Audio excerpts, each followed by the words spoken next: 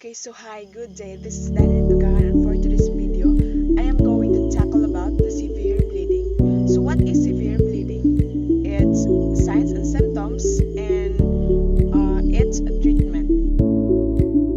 Okay, so what is severe bleeding? So bleeding, also called hemorrhage, is the name used to describe blood loss.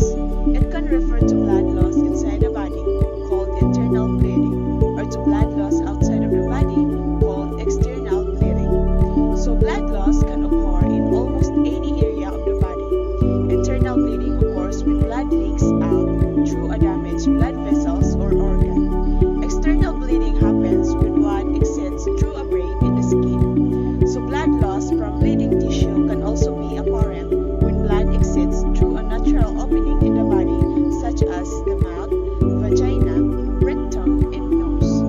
So the signs and symptoms that suggest concealed internal bleeding depend on where the bleeding is inside the body, but may include pain at the injured site, swollen, tight abdomen, nausea and vomiting, pale, clammy, sweaty skin, breathlessness, extreme thirst, unconsciousness.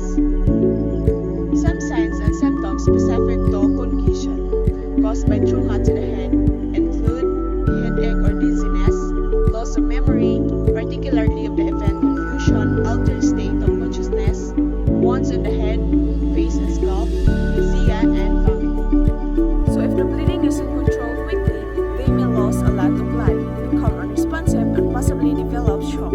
Shock does not mean emotional shock. It is a life-threatening condition often caused by a loss of blood. Your priority is to stop the bleeding. So what to do? So first, wear gloves to prevent infection.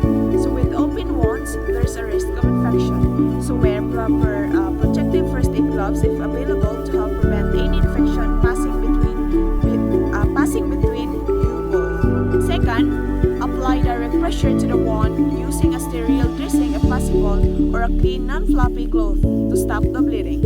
So if you don't have a dressing, you can ask the casualty to do this themselves. If the wound is covered by the casualty's clothing, remove or cut the clothes to uncover the wound. If there's an object in the wound, don't pull it out. It may be acting as a plug to reduce bleeding. Instead, apply pressure on either side of the object to push the edges together. Third is ask a helper to call 999 for emergency help and give ambulance control details of where the wound is and the extent of the bleeding. If you are on your own, use the hands-free speaker and a phone so that you can treat while speaking to ambulance control. Fourth, firmly secure the dressing with a bandage to maintain pressure on the wound. Make it firm enough to maintain pressure but not so tight that it restricts their circulation. Fifth is check their circulation beyond the bandage. Press one of the nails or the skin beyond the bandage for 5 seconds until it turns pale. Then release the pressure. If the color does not return within 2 seconds, the bandage is too tight. If necessary, loosen or reapply the bandage. 6 is the loss of blood could cause the casualty to develop shock. Treat them for this by helping them to lie down on a rug or blanket.